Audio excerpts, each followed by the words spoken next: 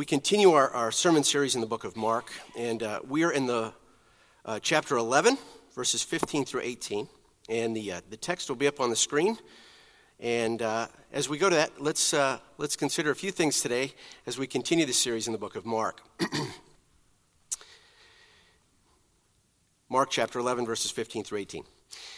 They came to Jerusalem, and he went into the temple and began to throw out those buying and selling.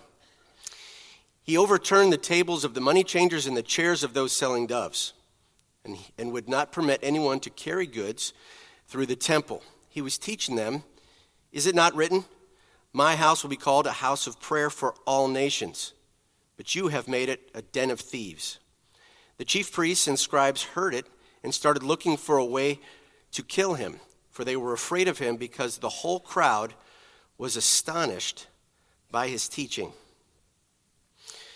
And today we're going to take this passage and break it down to maybe three parts as we consider that. Now, up to this point, in the course of history, Jesus and his disciples had made their way to Jerusalem, the triumphal entry.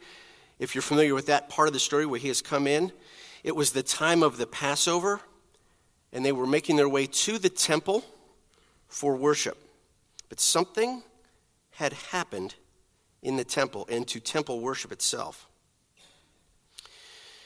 The structure of the temple area had different pieces to it so that specific tasks and duties within the temple for worship could take place. And the court, the outer court that this story is referring to, was called the court of the Gentiles, which goes back to an Old Testament passage that we're going to look at in just a moment, which was a promise for God so that those not of Jewish descent had a place to worship the living God. Caiaphas, the high priest, made some administrative decisions to change what was happening in that outer court. He had authorized a market inside the outer court where items, animals, could be sold, traded, exchanged. In addition to that, to worship in the temple, there was a temple tax. It was half a day's salary if you wanted to enter in to worship. So it was set up for this Gentile population to gather to enjoy worship, to enter into it. But extortion and fraud had infiltrated this area. In addition, there was an advantage for those who might be selling or marketing goods, that this was a convenient location to do great business. And so if they could get in there, they had a guaranteed customer base to sell their items from. Jesus was not having it. He was upset. And the word we read here or interpret would be righteous indignation. It's justified anger. Now, the last time I preached on the 7 things that made God angry. And here we are today, I'm talking about something else that he's angry about. And they're all righteous things to be angered about. They're justified. He is a loving God, but yes, he can get angry. And trying to think of maybe an illustration that would help you tie into like what he was feeling in this moment. Years ago when our girls were young, we had one of those little Tykes play sets and the little picnic table that you put together and you set up. And at the time I was a youth pastor. We were living in the parsonage, and we came home one afternoon, and all the little Tykes items were on the back porch, on the back patio. And we got back there, and they're gone. They're gone. We had just put them together. The girls loved them. They were gone. And I'm not sure what to think. And made a few phone calls. I know some people, and I got the insider information. Some of the youth kids thought they would play a prank on me by taking apart the little Tykes stuff and they threw it on our roof. I found out the names of those two young men.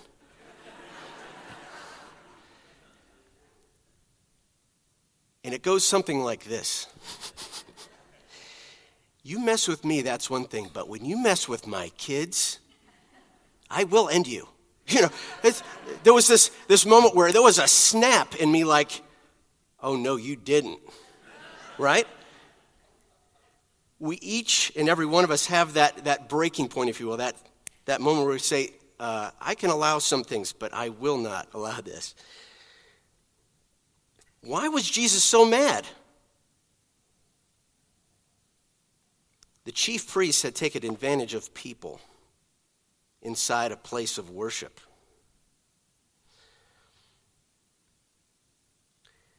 The very purpose for the church, the temple, right, was the worship of God. The highest calling that the church could have is that we might worship the one true God. Questions that we might ask ourselves, like, does the church exist to serve you?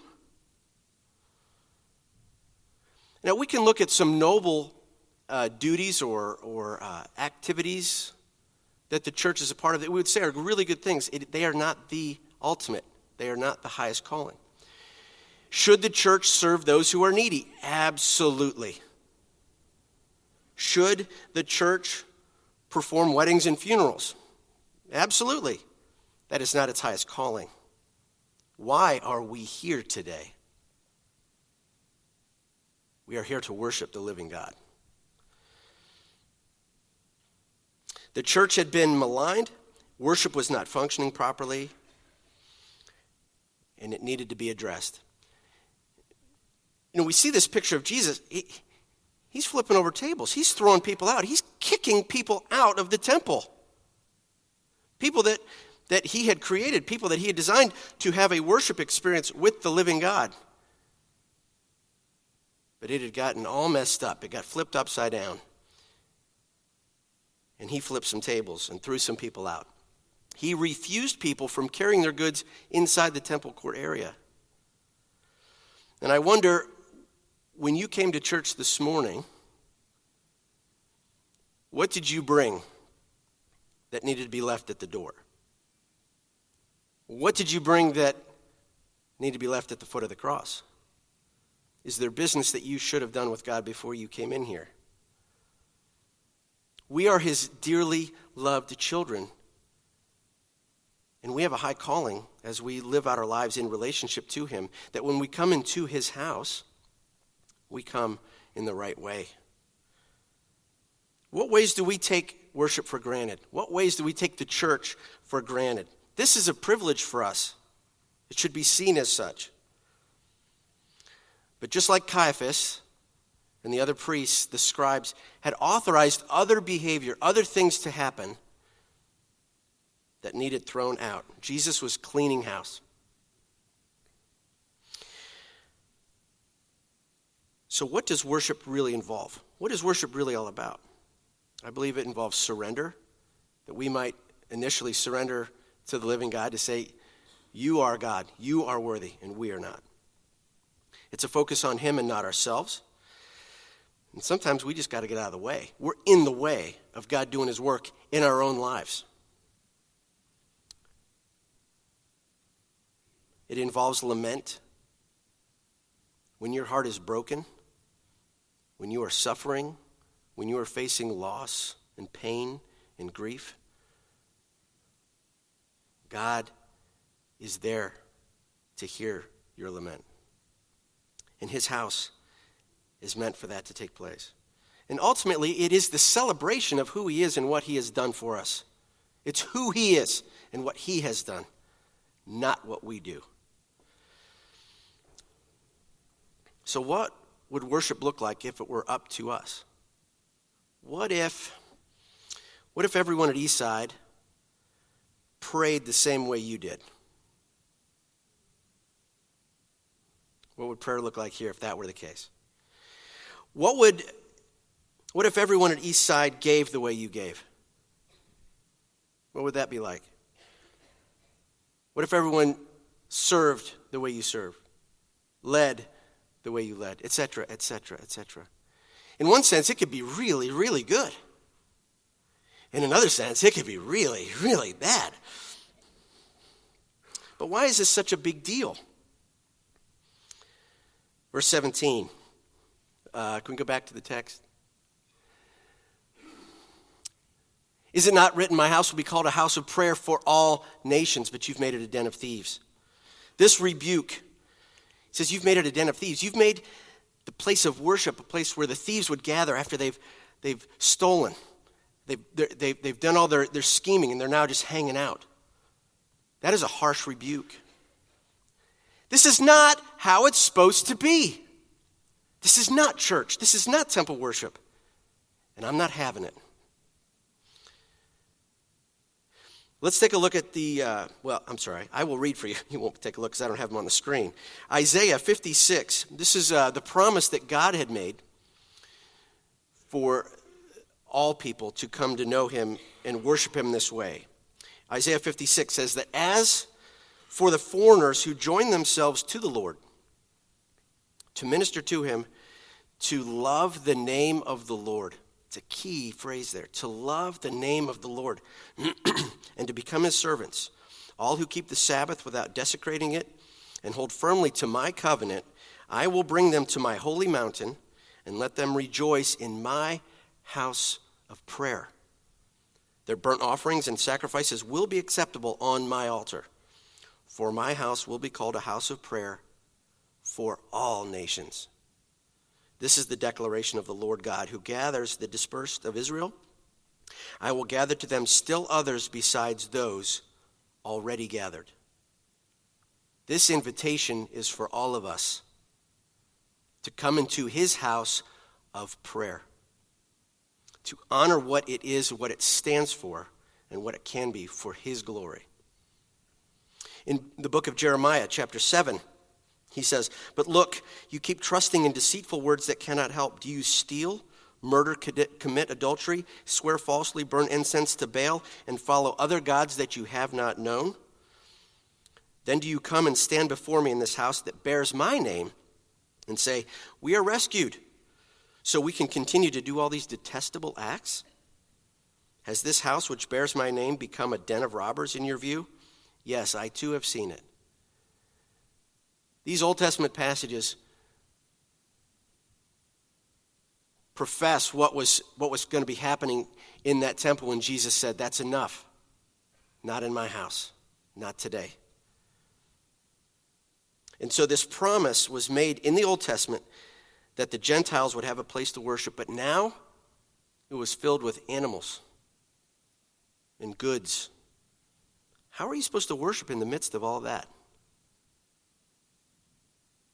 They were robbed of their money and the true worship of God. Finally, the chief priests and scribes heard this, and they looked for ways to kill him.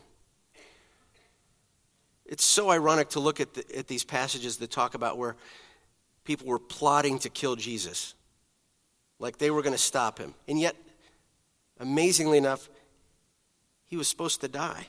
There was a reason for it. It says they were afraid of him because the whole crowd was astonished by his teaching. Now, this whole crowd wasn't just the people that lived in town.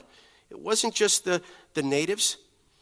There was a very large group of called Passover pilgrims, those who had traveled from afar to come to the temple, to come to Jerusalem, to come to worship, to celebrate Passover. There were hundreds and hundreds of people there. And the Pharisees, the chief priests, the leaders, the scribes could see this guy is drawing a crowd. When he speaks, they are listening. They are astonished by his teaching. And it says that they were afraid of him, not so much in fear. They were afraid of what that control would have. They wanted the control.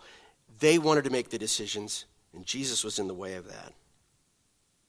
And so, in a sense, the powers that be, made the decision to control that situation.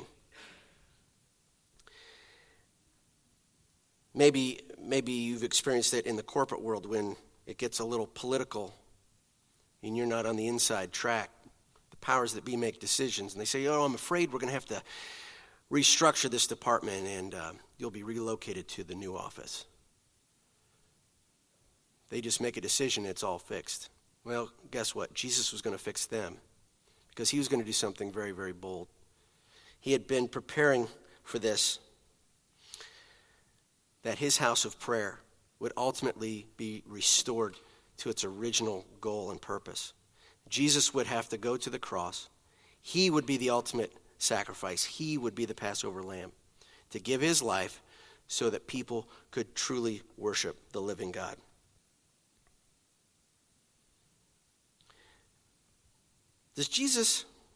Does God have the right to be angry with us?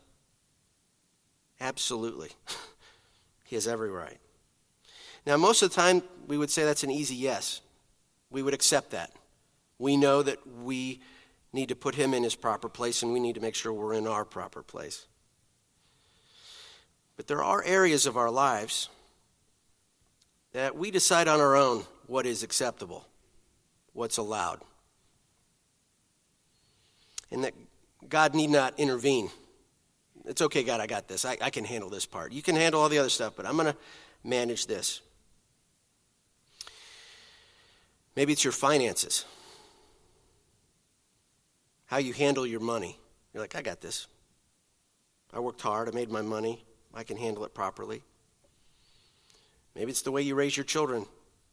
You're parenting your kids and you think, I got it sorted out. I got it figured out. I'm going to do it this way. Maybe it's our relationships, who we're connected to, how we're connected to them, or how we list out our priorities. What gets first place in our lives? Or maybe worship itself. Worshiping the living God, the God-given privilege to know, love, and serve him. I want to take some time this morning for all of us, right where you are, to think through what worship really is. How does your worship of the living God manifest itself? I see that you're sitting in these chairs this morning. I see you, you're here. But why are you here? Why are you here today? Because God would say, if our worship is off, right? Our relationship is off, our lives are off. This is not how it's supposed to be. The system is broken because we're broken, right? And only Jesus can make it right. The religious leaders wanted to kill him, and yet he knew that he was going to have to give up his life for us because he would be the fix. He's the fix for our broken government. He's the answer to human trafficking. He's the reason for life to be held sacred, sanctified, and significant. He's the hope we have in this world and the one to come. He should be the focus of our hearts, souls, and minds. But we have let our God-given privilege to worship the one true God, the living God, the lover of our souls, to be broken, to be maligned. So can we restore it? Not without him. Not without his strength. Once and for all, he fixed it. When he went to the cross, the veil was torn, and our lives were ultimately redeemed for all eternity. This place is the epicenter of worship for us, for this community, for us to gather together and to worship him together. It's so important that we do this together, that we share in this together as this body. He is the source of life, and once and for all, he made it right. He who was without sin became sin for us so that we might become the righteousness of God, that we might lift our voices, lift our hearts, lift our eyes to him in true worship. What have we authorized in our lives that has kept us from truly worshiping him? Are you here because you want to look good as a believer? I go to church. I do that. Are you just going through the motions? Is church just one more thing on your list of things to do? Maybe it is. And I urge you to reconsider why you're here. That your heart would be tied to the heart of the living God. That as you come here today, that you would bring to him what is necessary, your very lives. That you would worship him in spirit and in truth. Maybe you understand your relationship with God defined by guilt and obligation. If I go to church, if I do right by him, then he'll forgive me, he'll love me. Maybe you've come today to celebrate him. I hope you have. God's house is a house of prayer. And we're going to have to do some business. And I'm calling on you this morning, right here, right now, in your seats, to do some business with God.